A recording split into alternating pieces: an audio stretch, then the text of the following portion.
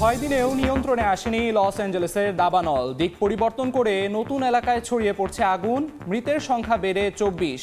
ঝড়ো বাতাসের পূর্বাভাস।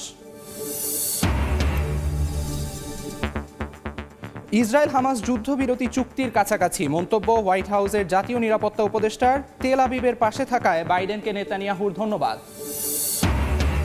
নিজেদের সামরিক সক্ষমতা তুলে ধরছে ইরান। 2 মাসের মহড়া শুরু। জাপানে 4 দেশের যৌথ প্রদর্শনী। অংশ নিচ্ছে যুক্তরাষ্ট্র ও কানাডার সেনারাও। মিয়ানমারের কাচিন রাজ্যে জান্তা বাহিনীর বিমান হামলা। 15 বেসামরিক নিহত, আহত 10 নিশ্চিত করল বিদ্রোহী গোষ্ঠী কেআইএ। এবং ট্রাম্পের শপথের আগ মুহূর্তে যুক্তরাষ্ট্র অভিমুখে অভিবাসীদের ঢল। মেক্সিকো সীমান্তে হাজারো মানুষের ভিড়। নবনির্বাচিত মার্কিন প্রেসিডেন্ট ফেরত পাঠাবেন না বলে আশাবাদী।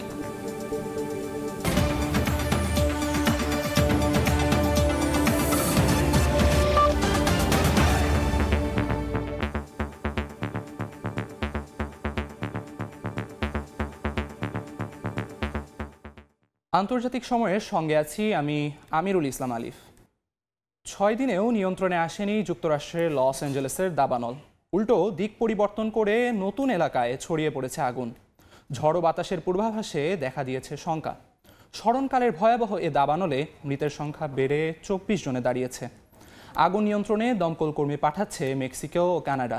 লস অ্যাঞ্জেলেস থেকে লস্কর আল মামুনের রিপোর্ট। 5 দিনের ভয়াবহ তাণ্ডবের পরও জ্বলছে আগুন। দাবানল নতুন করে মোড় নিয়েছে ব্রেন্টউড এবং সান ফার্নান্দো ভ্যালির দিকে। প্যালিসেডস, ইটন, ক্যানেথ, লিডিয়া, হার্টস এবং আর্চারের অনেক এলাকার আগুন এখনো পুরোপুরি নিয়ন্ত্রণে আসেনি। এর মধ্যে প্যালিসেডসে দাবানল আরও 1000 একর এলাকায় ছড়িয়েছে। আগেই এই দাবানলে পুড়েছে 22,000 একর এলাকা। ক্যালিফোর্নিয়ার ফায়ার সার্ভিস জানিয়েছে এখন পর্যন্ত প্যালিসেডস দাবানল মাত্র 11% নিয়ন্ত্রণে আনা গেছে। দাবানলে স্থানীয় সময় শনিবার পর্যন্ত বেশ কয়েকজনের মৃত্যু হয়েছে। নিখোঁজ রয়েছেন অনেকে। মৃতের সংখ্যা আরও বাড়তে পারে বলে আশঙ্কা করা হচ্ছে। গত 6 দিনের দাবানলে পুড়ে ছাই হয়ে গেছে 40,000 একরেরও বেশি এলাকা। আগুনের গ্রাসে পুরোপুরি ভস্মীভূত হয়েছে 12,000-এরও বেশি বাড়িঘর ও স্থাপনা। উদ্বাস্তে পরিণত হয়েছে 1 লাখেরও বেশি মানুষ। যুক্তরাষ্ট্রের ন্যাশনাল ওয়েদার সার্ভিসের পূর্বাভাসে বলা হয়েছে লস অ্যাঞ্জেলেস ও ভেঞ্চুরা কাউন্টিতে স্থানীয় সময় রোববার রাত থেকে মঙ্গলবার সকাল পর্যন্ত বাতাসের গতি ঘন্টায় 30 থেকে 70 মাইল পর্যন্ত বাড়তে পারে। এছাড়াও আগুনের কারণে লস অ্যাঞ্জেলেসের বাতাসে দূষণের মাত্রা ছাড়িয়েছে। অস্বাস্থ্যকর বাতাসের জন্য স্কুল কলেজগুলো বন্ধ রাখার নির্দেশ দিয়েছে স্থানীয় প্রশাসন। জরুরি প্রয়োজন ছাড়া ঘরের বাইরে বের না হওয়া এবং বাসিন্দাদের মাস্ক পরার পরামর্শ দেওয়া হয়েছে। যুক্তরাষ্ট্রের জাতীয় আবহাওয়া অধিদপ্তর আগামী সপ্তাহের জন্যও লস অ্যাঞ্জেলেস ও সংলগ্ন এলাকায় অগ্নিকাণ্ডের সতর্কতা জারি করেছে। লস্কর আল মামুন, সময় সংবাদ, লস অ্যাঞ্জেলেস, যুক্তরাষ্ট্র। পর্যাপ্ত পানির অভাব এবং জনবল সংকটে দাবানলের ক্ষয়ক্ষতি কমানো যাচ্ছে না যুক্তরাষ্ট্রের লস অ্যাঞ্জেলেসে।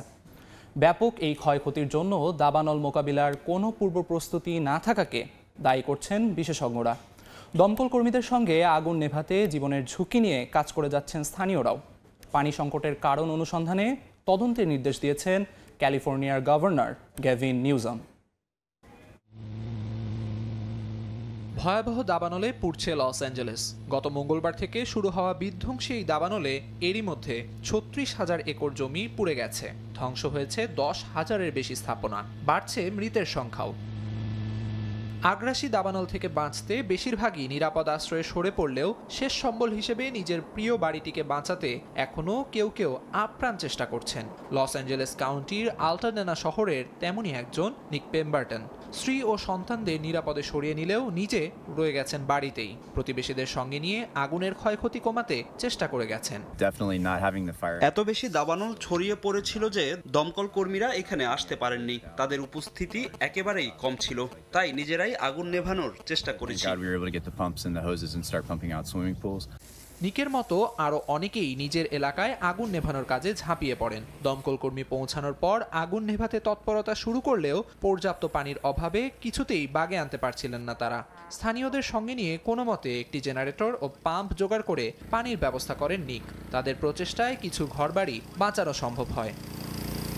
পর্যাপ্ত জনবল ও পানির সংকটের কথা স্বীকার করেছেন লস অ্যাঞ্জেলেসের দমকল বাহিনীও। শহরটি এখনও দাবানল মোকাবিলার জন্য প্রস্তুত নয় বলে মনে করেন বিশেষজ্ঞরা। আমাদের শহরের পানি সরবরাহ ব্যবস্থা এমন দাবানল মোকাবিলার জন্য তৈরি নয়, আর আমরা এখন এমন এক ভয়াবহতার মুখোমুখি হয়েছি যা আগে কখনো দেখিনি। পানির এই সংকটকে গভীরভাবে উদ্বেগজনক বলে আখ্যা দিয়েছেন ক্যালিফোর্নিয়ার গভর্নর গ্যাভিন নিউজম। এই সংকটের কারণ অনুসন্ধানে এরই মধ্যে তদন্তের নির্দেশ দিয়েছেন তিনি। আমিরুল ইসলাম আলিফ, সময় সংবাদ। যুক্তরাষ্ট্রের ক্যালিফোর্নিয়ার দাবানল থেকে উদ্ধার করা পোষা প্রাণীদের জন্য খোলা হয়েছে আশ্রয়কেন্দ্র। প্যাসাডিনা হিউম্যান নামের এই কেন্দ্রে হাত খুলে দান করছেন সাধারণ মানুষ। প্রায় 400 প্রাণীর ঠাঁই হয়েছে এই আশ্রয়কেন্দ্রে।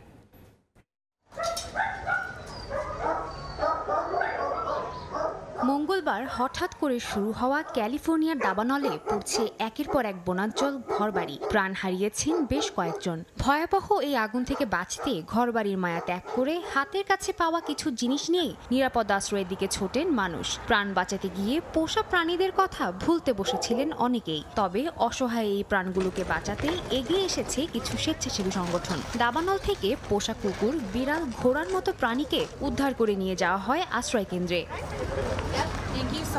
এমনই একটি সংগঠন প্যাসাডিনা হিউম্যান।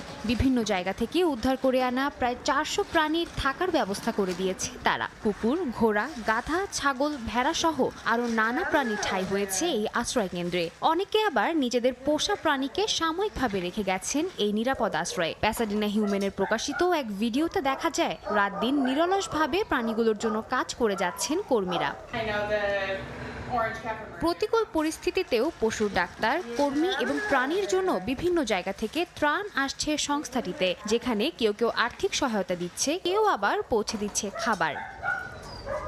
সাদিয়া তাসনিম, সময় সংবাদ। ইসরায়েল ও হামাস যুদ্ধবিরতি ও বন্দি বিনিময় চুক্তির কাছাকাছি পৌঁছেছে। রোববার এই কথা জানিয়েছেন হোয়াইট হাউসের নিরাপত্তা উপদেষ্টা। যদিও ট্রাম্পের শীর্ষ কর্মকর্তারা জানান 20 জানুয়ারির মধ্যে চুক্তি না হলে গাজায় আরও সহিংসতা বাড়ার আশঙ্কা রয়েছে। ইসরায়েলের পাশে থাকায় বিদায়ী প্রেসিডেন্ট জো বাইডেনকে ধন্যবাদ জানিয়েছেন প্রধানমন্ত্রী বিনিয়ামিন নেতানিয়াহু। গাজায় থেমে নেই ইসরায়েলি বর্বরতা। উপত্যকাটিতে একের পর এক হামলায় বাড়ছে মৃতের সংখ্যা। হতাহতের বেশিরভাগই নারী ও শিশু। গাজার পাশাপাশি অধিকৃত পশ্চিম তীরের দুরা শহরে টানা 3 দিনের মতো হামলা অব্যাহত রেখেছে নেতানিয়াহু বাহিনী। শহরের কেন্দ্রস্থলে গ্রেনেড ও টিয়ার গ্যাস নিক্ষেপ করা হয়। ডেইর ইস্তিয়ায় অভিযান চালিয়ে বহু যুবককে আটক করেছে ইসরায়েলি সেনারা। এছাড়াও কয়েকটি নতুন এলাকায় চেকপোস্ট স্থাপন করে তারা।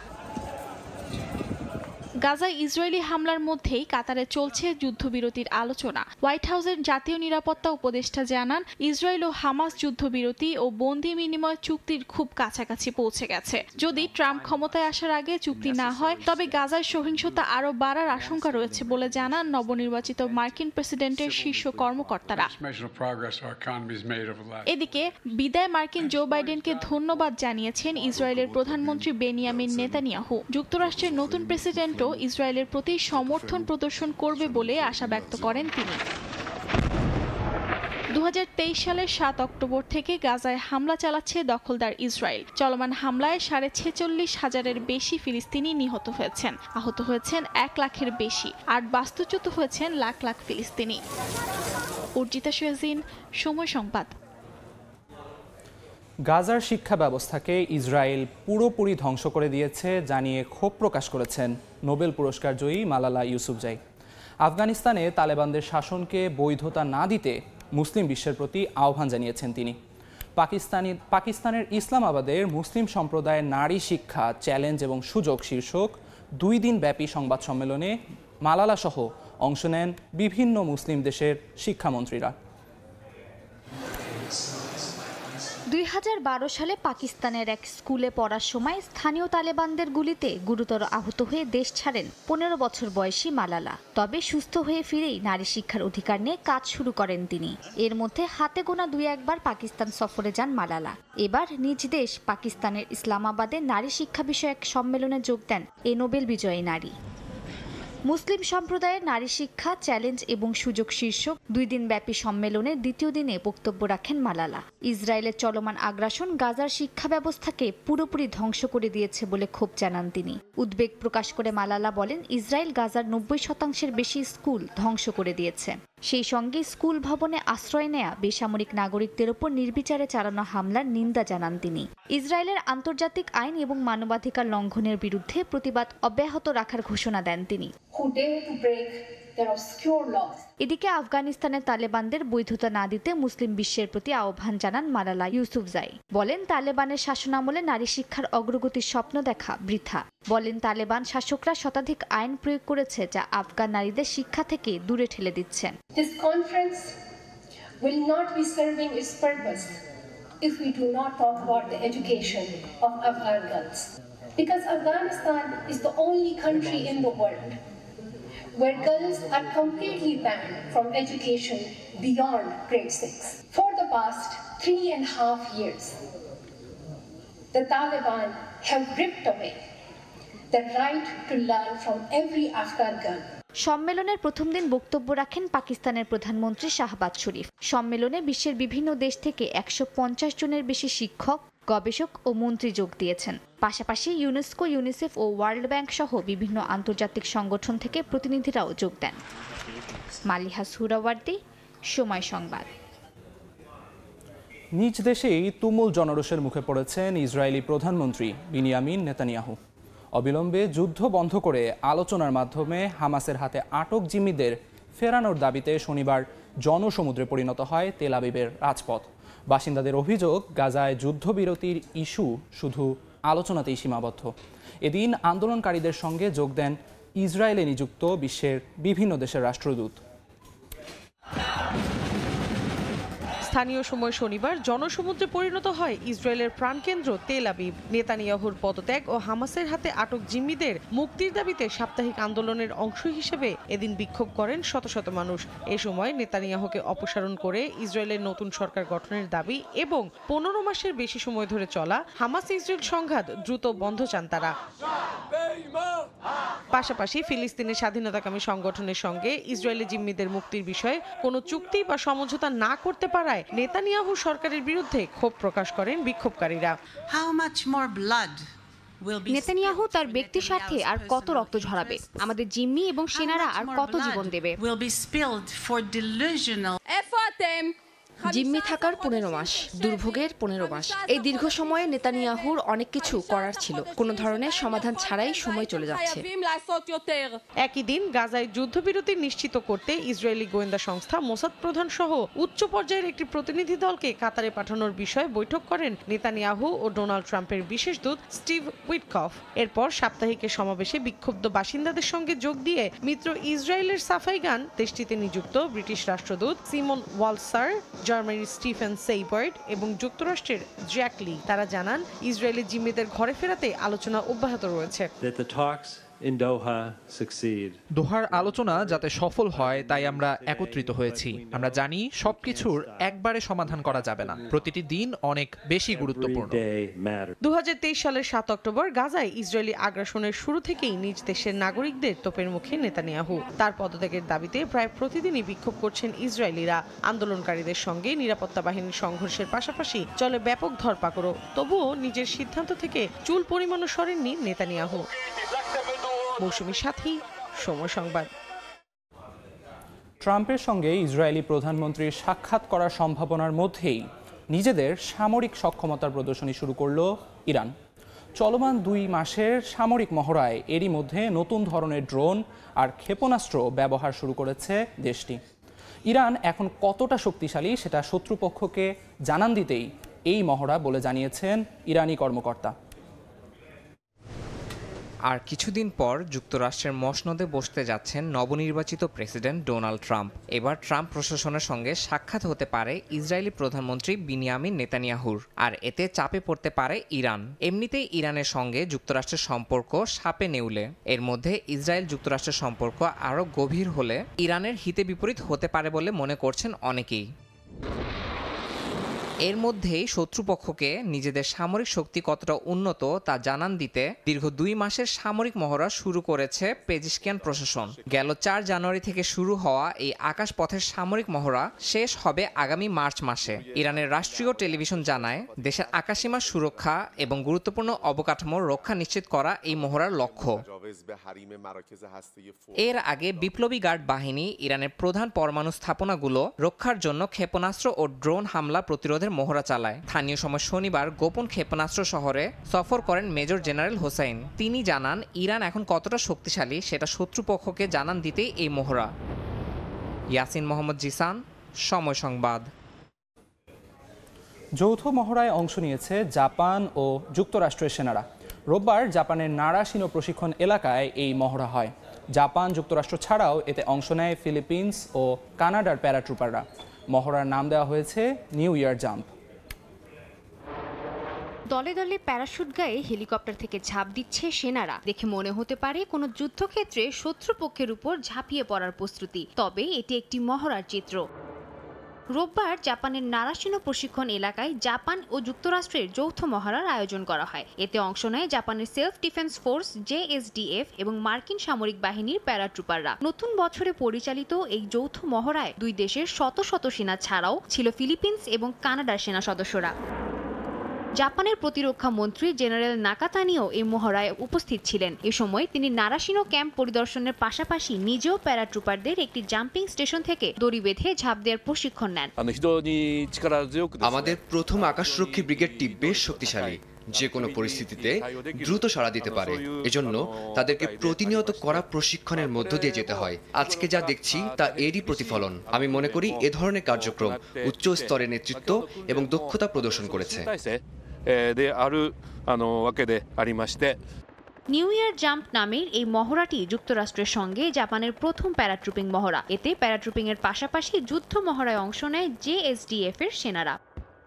তাদিয়া তাসনিম, সময় সংবাদ। মিয়ানমারের কাচিন রাজ্যে জান্তা বাহিনীর বিমান হামলায় অন্তত 15 জন বেসামরিক নাগরিক নিহত হয়েছেন। আহত হয়েছেন আরও 10 জন। উত্তরাঞ্চলীয় রাজ্যটির তানাইন শহরের একটি মার্কেটে জান্তা বাহিনী বিমান হামলা চালালে হতাহতের ঘটনা ঘটে। রোববার রাজ্যটির বিদ্রোহী গোষ্ঠী কাচিন ইন্ডিপেন্ডেন্স আর্মি বিষয়টি নিশ্চিত করেছে। নিহতদের মধ্যে সোনার খনিতে কাজ করা শ্রমিক যেমন আছেন, তেমনি স্থানীয় দোকানদারও রয়েছেন। 2021 সালে মিয়ানমারের অভ্যুত্থান হওয়ার পর অন্যান্য রাজ্যের মতো কাচিনেও জান্তা বাহিনীর সঙ্গে বিদ্রোহীদের তুমুল লড়াই শুরু হয়।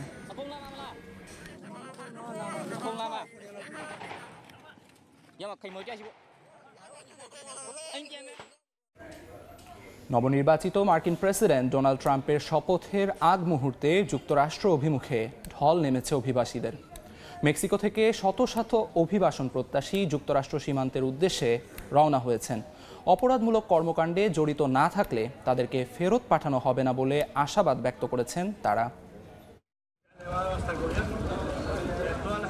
ভবিষ্যতের নিশ্চয়তার আশায় রাস্তায় শত শত অভিবাসী পরিবার পরিজন নিয়ে হেঁটে চলেছেন যুক্তরাষ্ট্র সীমান্তের দিকে। স্থানীয় সময় রোববার মেক্সিকোর তাপাচুলা শহর থেকে যুক্তরাষ্ট্রের উদ্দেশ্যে রওনা দেন বহু অভিবাসী। তাদের দাবি, সংঘবদ্ধ অপরাধ, হুমকি ও চাঁদাবাজি থেকে রেহাই পেতে মার্কিন সীমান্তের দিকে যাচ্ছেন তারা। আমরা মার্কিন যুক্তরাষ্ট্রকে একটি অর্থনৈতিক শক্তি হিসেবে টিকিয়ে রেখেছি। এটিকে এই পৃথিবীর সর্বশ্রেষ্ঠ সাম্রাজ্য বানিয়েছি। তাই চিন্তা করবেন না ডোনাল্ড ট্রাম্প, আমরা পরিশ্রমী মানুষ, দক্ষ শ্রমিক।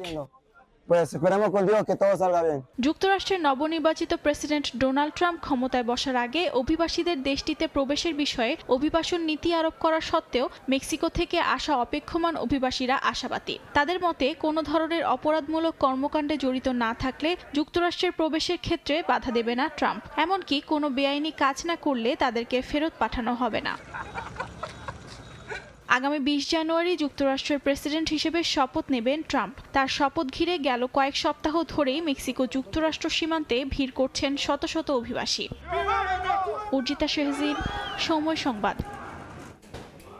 আন্তর্জাতিক সময়ে আরও থাকছে, দক্ষিণ কোরিয়ার অভিশংসিত প্রেসিডেন্টের বিরুদ্ধে শুরু হচ্ছে বিচার প্রক্রিয়া। আদালতের প্রথম শুনানিতে উপস্থিত থাকবেন না ইয়োল, গ্রেফতারের আশঙ্কা আইনজীবীর।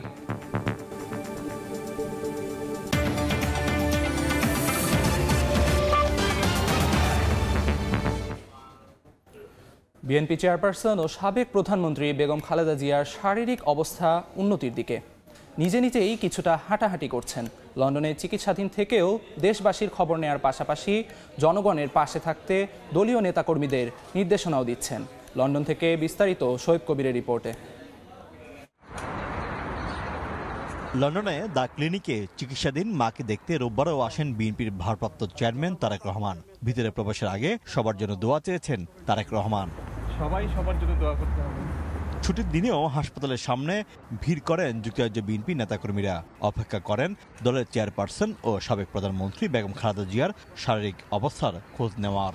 চিকিৎসাধীন বেগম জিয়া সবসময় দেশের খোঁজ খবর রাখছেন, একই সঙ্গে জনগণের পাশে থাকতে দলীয় নেতাকর্মীদের নির্দেশনাও দিচ্ছেন। স্টেবল অবস্থায় আছেন এবং ইমপ্রুভ হচ্ছেন। আজকে নিজে হাঁটাহাঁটি করছেন এবং আপনারা জানেন ফ্যামিলির সাথে থাকলে স্বাভাবিকভাবে একটা সাইকোলজিক্যাল ডেভেলপমেন্ট হয়। উনি সবসময় দেশের খোঁজখবর নিচ্ছেন এবং জনগণের সমস্যাগুলি সমাধান করার জন্য আমাদেরকে তাগিদ দিচ্ছেন। এদিন প্রফেসর ডাক্তার প্যাট্রিক কেনেডি হাসপাতালে এসে বেগম জিয়ার শারীরিক অবস্থা পর্যবেক্ষণ করেন। আগের চেয়ে বেগম খালেদা জিয়া কিছুটা সুস্থ আছেন বলে জানান তার ব্যক্তিগত চিকিৎসক অধ্যাপক doctor AZM Zahid Hossain. Professor Patrick Kennedy এসেছিলেন, উনি ওনাকে দেখেছেন, ফিজিওথেরাপি যেটা দেওয়া হয় সেটা ওনারা দিয়েছেন এবং পরবর্তীতে উনি ফিজিওথেরাপি নেওয়ার পর মোটামুটি উনি ভালো আছেন। সাবেক প্রধানমন্ত্রী বেগম খালেদা জিয়া দীর্ঘদিন ধরে লিভার সিরোসিস, কিডনি, ডায়াবেটিস সহ শারীরিক নানা অসুস্থতায় ভুগছেন। চিকিৎসাধীন বেগম খালেদা জিয়া সবসময় দেশের খবর রাখছেন, একই সাথে জনগণের সমস্যা সমাধানের জন্য তাগিদ দিয়ে নির্দেশনা দিচ্ছেন বলে জানালেন বিএনপি চেয়ারপারসনের উপদেষ্টা ডক্টর এনামুল হক চৌধুরী। এদিকে মাকে হাসপাতালে দেখতে যাওয়ার সময় সবার জন্য দোয়া চাইলেন বিএনপির ভারপ্রাপ্ত চেয়ারম্যান তারেক রহমান। শোয়েব কবির, সময় সংবাদ, লন্ডন। যুক্তরাষ্ট্রের নবনির্বাচিত প্রেসিডেন্ট ডোনাল্ড ট্রাম্পের ক্ষমতা গ্রহণ ইরান যুক্তরাষ্ট্র সম্পর্ককে কিভাবে প্রভাবিত করবে তা নিয়ে গণমাধ্যমে চলছে বিস্তর আলোচনা। অনেকেরই ধারণা ট্রাম্পের সঙ্গে ইরানের বৈরী সম্পর্ক তেহরানের পরমাণু কার্যক্রমকে উস্কে দিতে পারে, এমনকি তা পারমাণবিক অস্ত্র তৈরি পর্যন্ত গড়াতে পারে বলে আশঙ্কা করা হচ্ছে। তবে আদৌ সেই সম্ভাবনা কতটুকু তা নিয়ে একটি বিশ্লেষণধর্মী প্রতিবেদন প্রকাশ করেছে কাতার ভিত্তিক সংবাদ মাধ্যম আল জাজিরা।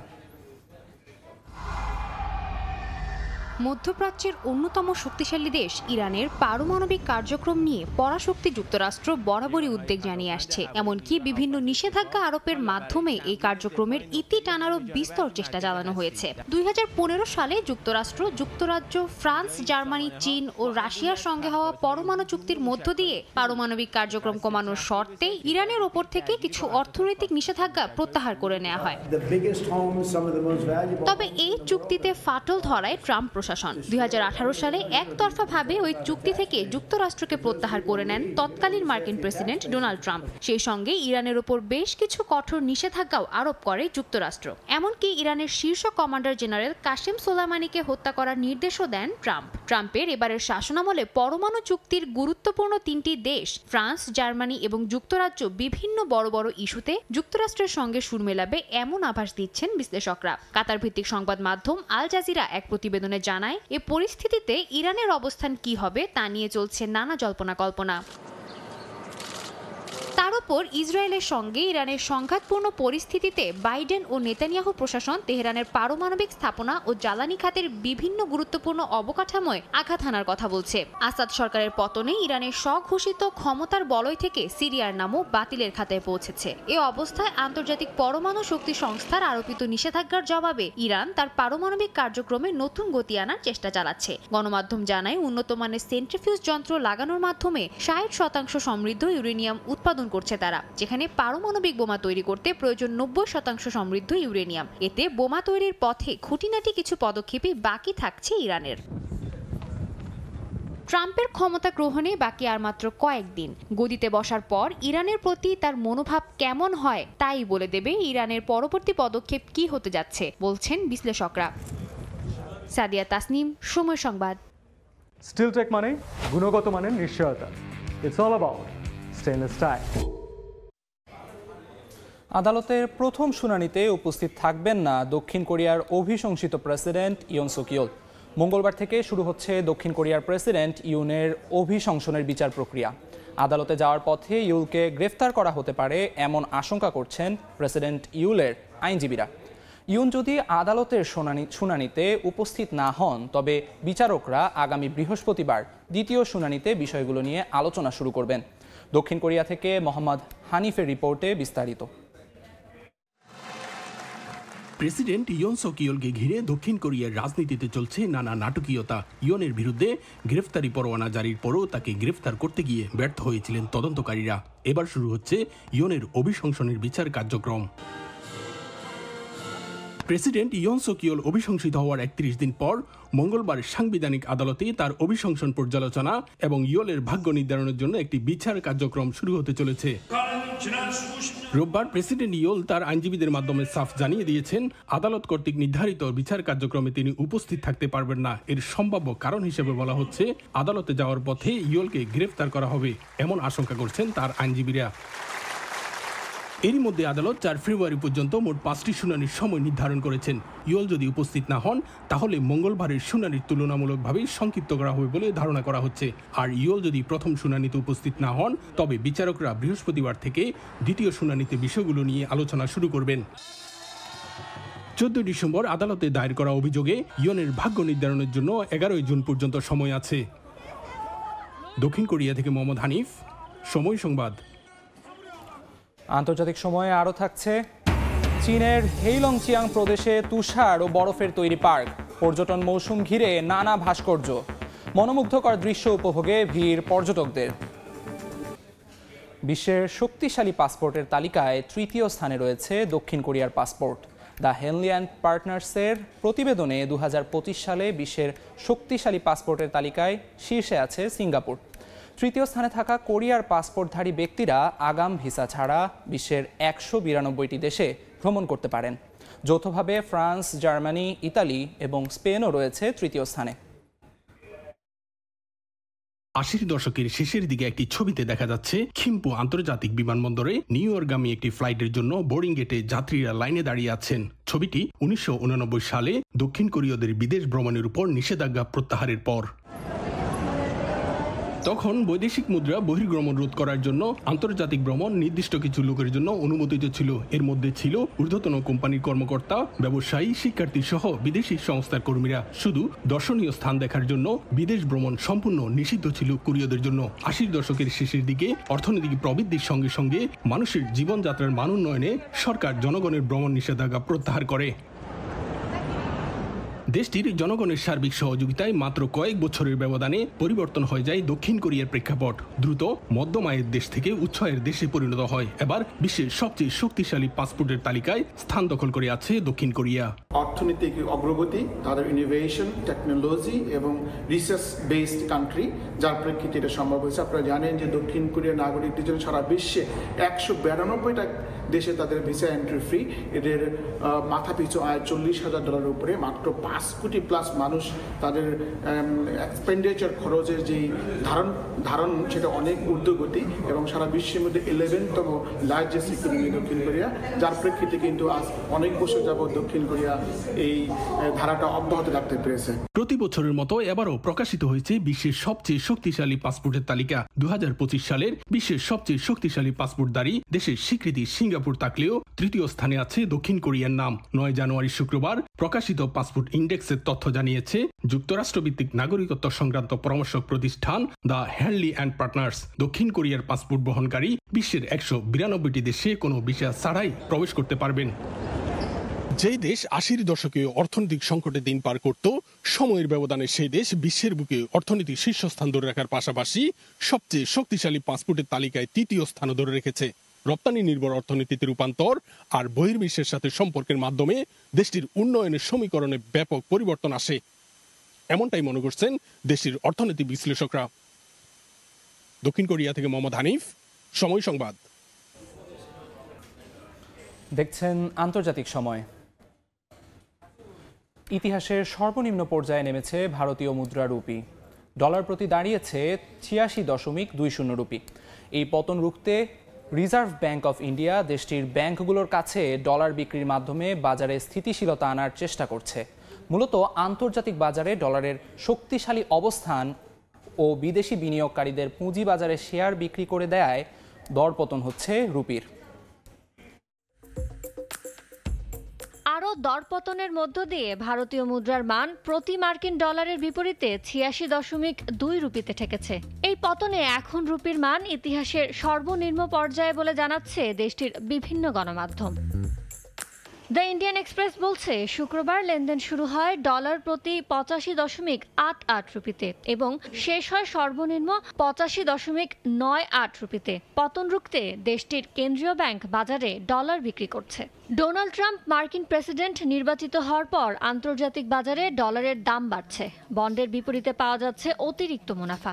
এসব কারণে দুর্বল হচ্ছে রুপির মান। এছাড়া বিদেশি বিনিয়োগকারীদের পুঁজিবাজারে শেয়ার বিক্রি করে দেওয়াও বড় কারণ বলে জানানো হয়েছে। জানুয়ারিতে এখন পর্যন্ত ২১,৩৫৭ কোটি রুপির শেয়ার বিক্রি করা হয়েছে। শুক্রবার ভারতীয় কেন্দ্রীয় bank reserve bank of India জানিয়েছে, ৩ জানুয়ারি শেষ হওয়া সপ্তাহে ভারতের বৈদেশিক মুদ্রার রিজার্ভ ৫.৬৯৩ বিলিয়ন ডলার কমে ৬৩৪.৫৮৫ বিলিয়ন ডলারে নেমে এসেছে। ইয়ানুর শিফাত, সময় সংবাদ। ইয়েমেনে গ্যাস স্টেশনে বিস্ফোরণের ঘটনায় অন্তত ১৫ জন নিহত হয়েছেন, আহত হয়েছেন আরও ৬৭ জন। স্থানীয় সময় রোববার দেশটির আল বায়দা প্রদেশে পরপর ৪টি গ্যাস স্টেশনে হঠাৎ বিস্ফোরণ হয়। হাউথি নিয়ন্ত্রিত মন্ত্রণালয় এক বিবৃতিতে জানায়, আহতদের মধ্যে অন্তত ৪০ জনের অবস্থা আশঙ্কাজনক। বিস্ফোরণের কারণ এখনও জানা যায়নি, তবে আবাসিক এলাকায় অসংখ্য গ্যাস স্টেশন থাকায় প্রাণহানি ঘটেছে বলে অভিযোগ স্থানীয়দের। দুর্ঘটনার তদন্তে নেমেছে স্থানীয় নিরাপত্তা বাহিনী।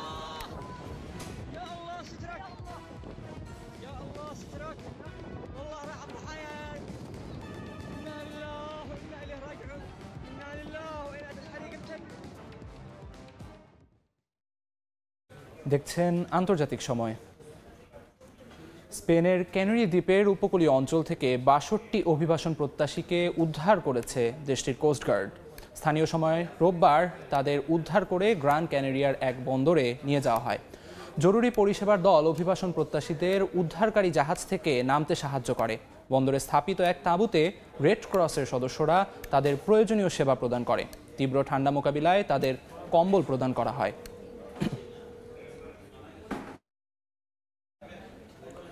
সার্বিয়ার বেলগ্রেদে সরকার বিরোধী বিক্ষোভ শুরু হয়েছে। স্থানীয় সময় রোববার রাস্তা অবরোধ করে হাজার হাজার বাসিন্দা ১৫ মিনিট পর্যন্ত মোবাইল ফোনের আলো জ্বালিয়ে বিক্ষোভের সূচনা করে। স্টেট ইউনিভার্সিটি অফ বেলগ্রেদের শিক্ষার্থীদের আয়োজনে এ কর্মসূচি অনুষ্ঠিত হয়। রেল স্টেশনের ছাদ ধসে নিহতদের কথা স্মরণ করেন তারা।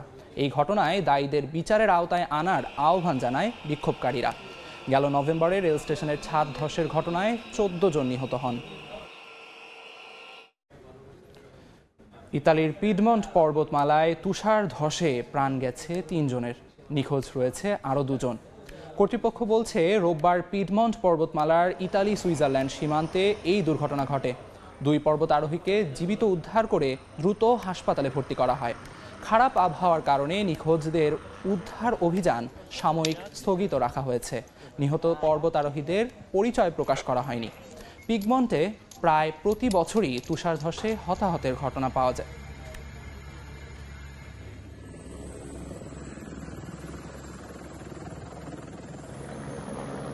আন্তর্জাতিক সময়। মকর সংক্রান্তি উৎসবকে সামনে রেখে ভারতের গুজরাটের আহমেদাবাদে ঘুড়ি উৎসবের আয়োজন করা হয়েছে। ভারতের পাশাপাশি এতে অংশ নেয় ইউক্রেন, দক্ষিণ কোরিয়া, ইংল্যান্ড ও কলম্বিয়ার প্রতিযোগীরা। আকাশে নানা আকার ও রঙের ঘুড়ি ওড়ে বেড়ানোর এই দৃশ্যটি ভারতের গুজরাট রাজ্যের। স্থানীয় সময় শনিবার রাজ্যটির আহমেদাবাদ শহরের পশ্চিমাঞ্চলে আয়োজন করা হয় ঘুড়ি উৎসবের। মকর সংক্রান্তি উৎসবকে সামনে রেখে আয়োজিত ঘুড়ি ওড়ানো প্রতিযোগিতায় অংশ নিতে অনেকেই স্থানীয় বাসিন্দাদের ছাদ ভাড়া করেন। আহমেদাবাদের এই প্রতিযোগিতায় ইউক্রেন, দক্ষিণ কোরিয়া, ইংল্যান্ড ও কলম্বিয়া থেকে গিয়েও অনেকে অংশ নেন। পৌরাণিক চরিত্র, কার্টুন ও বিভিন্ন প্রাণীর আদলে তৈরি ঘুড়ি ওড়ান তারা। চেষ্টা করেন প্রতিযোগিতায় একে অপরকে হারানোর। I know that kite is very important in India. We love also kites, so that's why we want to join. दूसरे कल्चर्स के साथ बैठ के खाना पीना, उनके साथ घुलना मिलना बहुत अच्छा लगता है, इसीलिए ये वन टाइम एक्सपीरियंस है जो हर साल कोई मिस नहीं करना चाहता। প্রতি বছর 14 জানুয়ারি পালন করা হয় সনাতন ধর্মের জনপ্রিয় উৎসব মকর সংক্রান্তি। এই উৎসবকে সামনে রেখে প্রতি বছরই ঘুড়ি ওড়ানোর বিশেষ আয়োজন হয়ে থাকে আহমেদাবাদে। কাকুলি আখতার, সময় সংবাদ। চীনের হেইলংচিয়াং প্রদেশ জুড়ে তৈরি করা হয়েছে তুষার ও বরফের তৈরি পার্ক। শীতকালীন পর্যটন মৌসুমকে ঘিরে এসব পার্কে রাখা হচ্ছে বরফের তৈরি নানা ভাস্কর্য। রং বেরঙের আলো দিয়ে সাজানো এসব পার্কের মনোমুগ্ধকর দৃশ্য উপভোগ করতে ভিড় করছেন স্থানীয় বাসিন্দাদের পাশাপাশি পর্যটকরাও। বরফের ওপর রং বেরঙের আলো দিয়ে সাজানো এই পার্কগুলো চীনের হেইলংচিয়াং প্রদেশের। শীতকাল উপলক্ষে পর্যটকদের আকর্ষিত করতে শহর জুড়ে বরফের থিমে এসব পার্ক তৈরি করা হয়েছে। আছে বিনোদনের নানা মাধ্যমও। হেইলংচিয়াং প্রদেশের হেইহে শহরের 25,000 বর্গমিটার একটি বরফের পার্ক পরিণত হয়েছে অন্যতম পর্যটন আকর্ষণে। সেখানকার বরফের তৈরি বিশাল স্লাইডটি নজর কাড়ছে আগত দর্শনার্থীদের। শহরটি আগে থেকেই শীতকালীন অবকাশ উদযাপনের জন্য জনপ্রিয় স্থান হিসেবে পরিচিত। এবার আরও নতুন নতুন বিনোদনের মাধ্যম উদ্বোধন করা হয়েছে পর্যটকদের জন্য। আমি প্রথমবারের মতো বরফ ও তুষারের তৈরি ভাস্কর্য দেখছি। শীতের থিমে তৈরি এত বড় পার্ক উপভোগ করছি। আমি খুবই খুশি। আমি স্থানীয় বাসিন্দাদের উদ্দীপনা ও তাদের সংস্কৃতি অনুভব করতে পারছি। হেইলংচিয়াং এর আরেক শহর বেইয়ানেও উদ্বোধন করা হয়েছে আইস কার্নিভাল নামের থিম পার্ক, যেটি 1 লাখ বর্গমিটার জায়গা জুড়ে বানানো হয়েছে। পার্কটিতে অন্যান্য আয়োজনের পাশাপাশি রাখা হয়েছে বরফ ও তুষারের তৈরি অসাধারণ সব ভাস্কর্য। চমৎকার সব আয়োজনে পরিপূর্ণ এসব পার্কের সৌন্দর্য উপভোগ করতে ভিড় করছেন স্থানীয় বাসিন্দাদের পাশাপাশি পর্যটকেরাও। কাকুলি আখতার, সময় সংবাদ। আন্তর্জাতিক সময়ের শীর্ষ সংবাদগুলো জানিয়ে দিচ্ছি আরেকবার। 6 দিনেও নিয়ন্ত্রণে আসেনি লস অ্যাঞ্জেলেসের দাবানল। দিক পরিবর্তন করে নতুন এলাকায় ছড়িয়ে পড়ছে আগুন। মৃতের সংখ্যা বেড়ে 24, ঝড়ো বাতাসের পূর্বাভাস। ইসরায়েল হামাস যুদ্ধবিরতি চুক্তির কাছাকাছি, মন্তব্য হোয়াইট হাউসের জাতীয় নিরাপত্তা উপদেষ্টার। তেল আবিবের পাশে থাকায় বাইডেনকে নেতানিয়াহুর ধন্যবাদ। এবং নিজেদের সামরিক সক্ষমতা তুলে ধরছে ইরান। 2 মাসের মহড়া শুরু। জাপানে 4 দেশের যৌথ প্রদর্শনী, অংশ নিচ্ছে যুক্তরাষ্ট্র ও কানাডার সেনারাও।